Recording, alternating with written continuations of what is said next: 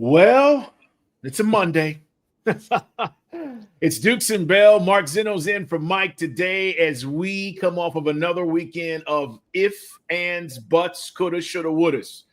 We'll talk about it. Of course, at 2 o'clock today, we'll be on 92.9 The Game, and we invite you guys to be there as well.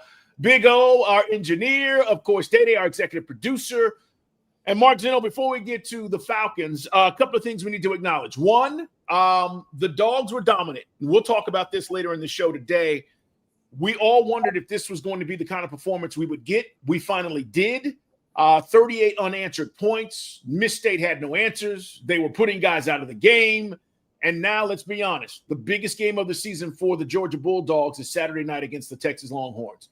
Winner goes home. That's what I truly believe. I think the loser, if it's Texas, 3 losses, they're done. If it's Georgia, it puts their college football playoff potential in jeopardy simply because now do they go to the SEC championship game? What happens? It's a big game coming up Saturday night. Yeah, look, I told you repeatedly, I still think there's a path for a 3-loss Texas team that splits with Georgia and A&M, given the quality of the opponents that they have. That's obviously a conversation for a different day. But to your point, Georgia can't afford to put themselves on the chopping block. And that's really ultimately what it boils down to, right? I mean, you can't sit back and hope that Bama or A&M slips up for you to back into a championship game. All you can do is finish the season at 11-1 and leave no doubt that you're going to go to the college football playoff. Because in reality, I mean, you trip up here and then somehow Georgia Tech gets the better of you. The crazy part is imagine they slip up here. Like, I keep going back to the Georgia Tech game could be a de facto playoff game for both those teams, which would be great television. But it's possible that we're talking about that come Thanksgiving weekend. All right, we got to jump into the Falcons. Also, we want to give our condolences, and we lost a good one, man. Lenny Wilkins passing over the weekend. The Hawks all-time winningest coach. He won Coach of the Year here. He was an incredible human being and meant so much to the NBA. You know, he's a 3-time Hall of Famer. I mean, he went in as a coach. He was an assistant on the Dream Team in '92. This guy had an amazing career, but if you talk to people who knew Lenny, he was just an incredible man. So losing him over the weekend, obviously Hawks on the road tonight. We'll get a little bit into that, but let's focus on what everybody's wondering about, and that is our Atlanta Falcons. I'm going to start with you guys. Just kind of go around the room. Zinno, your initial take on what went down Sunday in Berlin. Another new and inventive way to lose. 3rd and 21 that you give up 19 yards, and then a kickoff that nets them out to the 45. I mean, look, here's what I will say. Michael Penix was bad yesterday, particularly in the second half. I went back and rewatched it again this morning, and I'm sitting here counting the missed throws, and I can count at least 5, if not 6. And let's not even go back to the first half on the touchdown he missed to a wide open Kyle Pitts. These are unforgivable misses. 1 or 2, okay. But at the rate that he's missing, it's a real problem. I think I told you the stat that on all catchable balls this year, Michael Penix has the highest miss rate of any quarterback in the league. Now, I don't know if people put a lot of stock into that, but he wasn't good. Now, the next corollary everyone's going to make, well, he's not good because of the coaching. We don't know that yet. We genuinely don't know if it's the coaching or it's the quarterback or it's a combination of both. What we feel is that this combination doesn't work at this point in time, which may be a fair assumption that this combination isn't working. But look, from what I saw yesterday, particularly in the second half, the coaching wasn't, the plays were there. The throws were not. I know everybody wants a coach's head on a platter. I get it. I'm not telling you not to want that. What I'm telling you here is that objectively, it's the second week in a row where I don't think coaching was the reason you lost the game. Well, you and O were having this conversation on our text thread. It's Dukes and Bell, guys. Join us at 2 o'clock today on 92.9 The Game. Thank you for being here. Twitch, YouTube, Instagram, however you're accessing this. It's our behind-the-scenes show. We do pre-show before we actually go on it, too, and kind of give you a look at some of the things we're thinking about. But I know you and O were having this conversation, and I think it was about firing them, holding on to one or the other, general manager or coach. And you were saying let both go. I mean, is that how frustrated you are right now with where we are with 4 losses? No, Zinno wanted them both gone. My point was, let me just correct. I just said if you're going to fire one, you probably fire the other. I said that. Do you hold on to Raheem with the thought process that the roster is the way it is because of Terry Fontenot? And going back to that, it goes back, and I hate to bring this up again and belabor this point, but where we see Michael Penix right now in terms of his development and where you needed him to be this year. The original plan with Kirk was always he was going to be the starter for at least 2 years. Then that third year, it was going to be the cap value, the cap hit, that money, everything significantly decreased. And Penix was going to get his chance at that point to be the guy. We've seen flashes from him, but for a team that ideally should be competing for a playoff spot, Michael Penix, who still has the potential to be a great quarterback, but where you need him to be right now, he's not there. No. So because of that, it goes back to the roster development.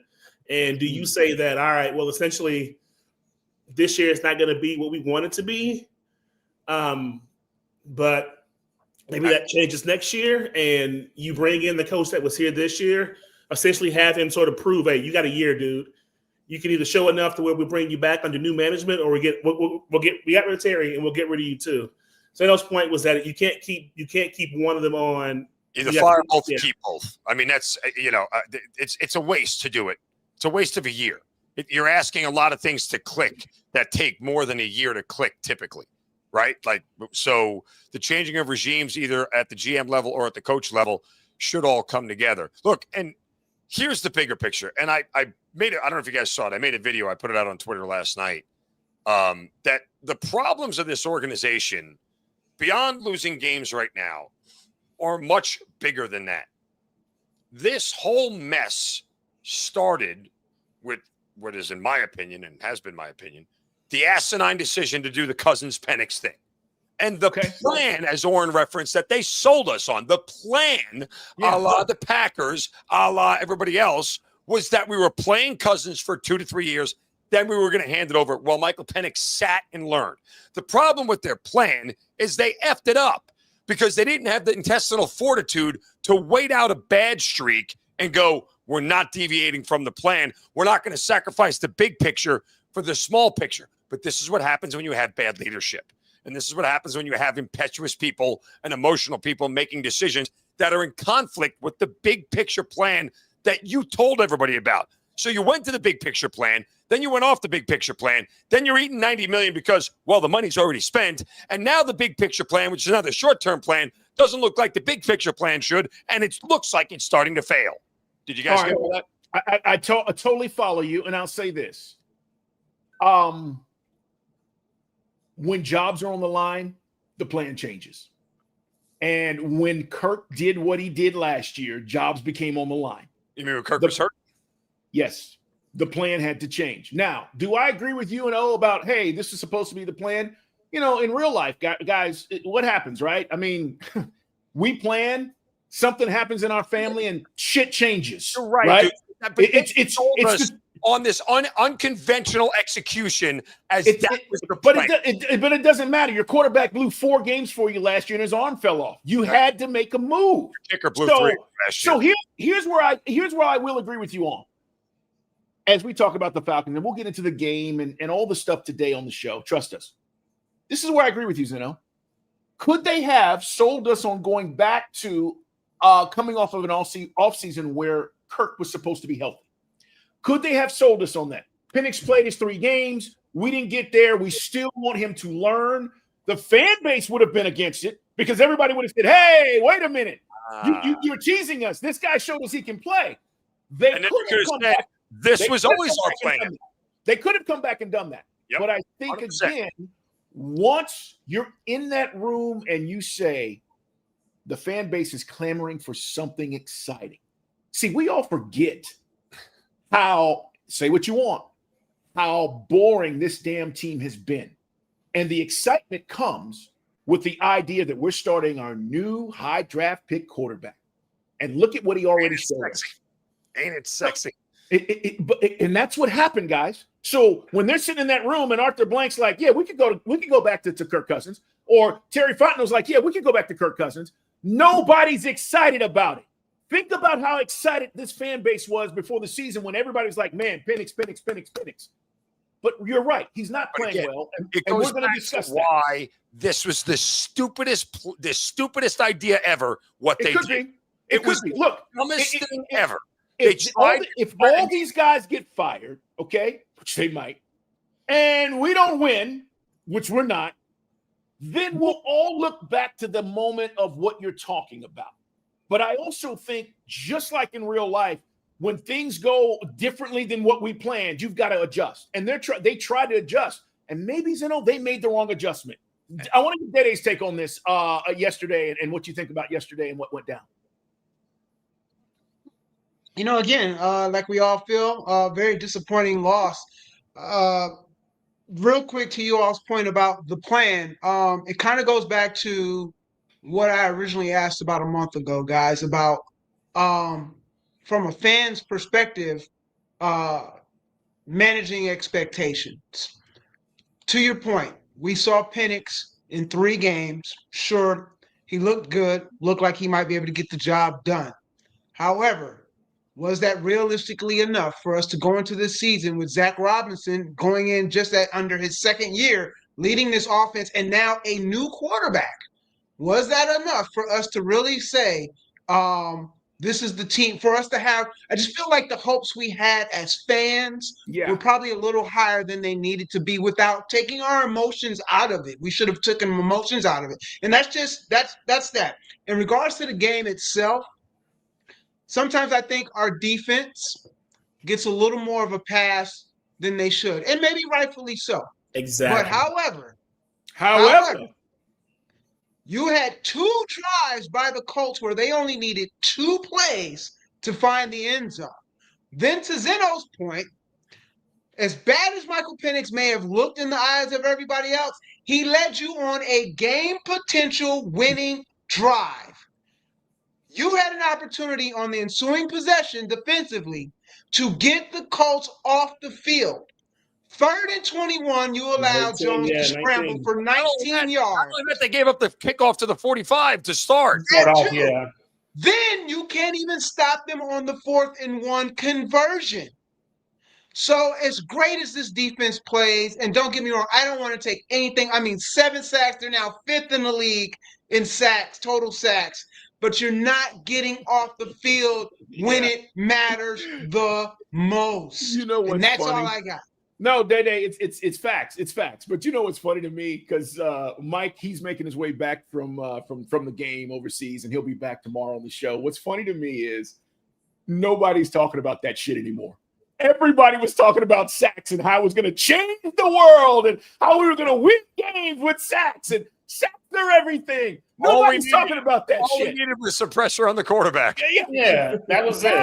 It's a fair point. We're 5th in the league, and everybody's like this. It don't matter as much. That's what Mike said. That sacks don't matter as much, I guess. Because it doesn't matter. Game-winning plays and players matter. Stopping that is why. Because Zinno, a lot of folks have been caught up on this. I'm just telling you, we got to change it. We got to change it. And don't get me wrong, it's great. But we've had 2 games this year. We've had 5 and 7 sacks and not won the games. Forced 2 turnovers yesterday too. Come on, man. You can tell me all you want about that. Had 7 sacks. It matters, but not really. That's the thing. Our guy didn't get sacked, and we didn't make the plays. So I'm not taking away from any of that. It's a great job by them, but it's just funny to me. For 3.5 years, we don't get sacked. 17 sacks. We're getting sacks. Falcon fans, what's up? Tough too, Carl. It makes it tough because you want to praise that. You want to praise all of that, and you see the improvement in certain areas. But when it comes down to yesterday, there were 2 plays that changed that game. That's it. They didn't get the conversion on 3rd and 21. Or excuse me, they got all those yards on 3rd and 21. And the play where Jonathan Taylor goes 83 yards, how you have him bottled up, and he scoots out of that, and gets a touchdown. You don't stop those moments right there. Fairness, there's like 3 backs in the league who turned that into an 83-yard touchdown run. Yeah, but still, though, in that moment, you still got to stop it, and they didn't. Exactly. I understand that, but if you watch that play and how it unfolded, they did stop it, and Taylor purposefully and smartly ran into the line to create the bottleneck, knowing he had nobody outside. Like, I'm not going to bang them on that. You bottled up Taylor as best you could and kept yourself in the lead for 3.5 quarters of the game until that play. We didn't extend it, though, and to your point, that's the problem. Like, we set on a 1-point lead, and we thought that was going to win the game. Like, come on. That goes back to Penix missing pitch on an easy shot in the end zone before the half. There were plenty of other plays. I counted 4. I think it was 4 to Mooney. What the hell are those two doing on the field together? They're not. They can't complete anything together. This is a failed experiment with the two of them. Nothing is right. The timing is off. The passes are bad. Like, Mooney is a waste of his spot right now on the roster because him and Penix can't connect. He missed one to Drake. He missed one to Sills. God, he was wide open on that third down that easily should have been a completion where he threw it behind him. I mean, I understand the point of getting off the field day on third down. Like, that's really, really important. But I can't. If we're going to start to cherry pick 1 or 2 plays and say that decided the game, I could go back to a half dozen plays on the quarterback. It's not about cherry picking 1 or 2 plays. My point is, Mark, you got what you wanted from Michael Penix in leading a drive. You immediately respond to the Colts taking the lead. You come back, take the lead. Time is on your side. And you have the opportunity. And my point also is the fact that this wasn't the first blemish for the defense. 2 drives by the Colts, and they only needed 2 plays to score. Like, you can't.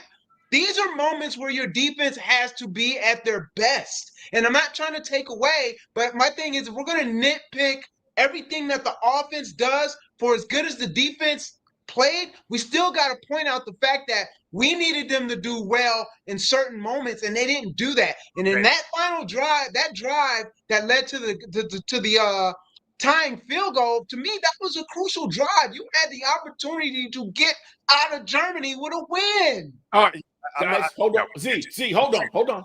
Z, hold on. Because we're going to talk to you at 2:00. We got to go. Okay. Tune in at 2. Zinno, you can finish at 2. I'm going to finish. We're all going to finish, and we expect you to be need to talk there. about that bad timeout yet either. So, oh my God, that's a whole nother issue. Okay, in the first half, maybe in the second half. The Mark, the field goal. Field goal. Oh, I'm going to ask him about that today. I was going to say, are you going to ask him? He missed twice. What are you giving him for himself for? Come on, man. You need to ask him. All right, we got to go. We're going to talk to you guys at 2. Make sure you're there. It's all about a Falcon Monday, guys. This team is what? 3 wins? 3 and 6. 3 and 6. We got a lot to talk about. Make sure you're there. 92.9 The Game. Thanks for being here, guys.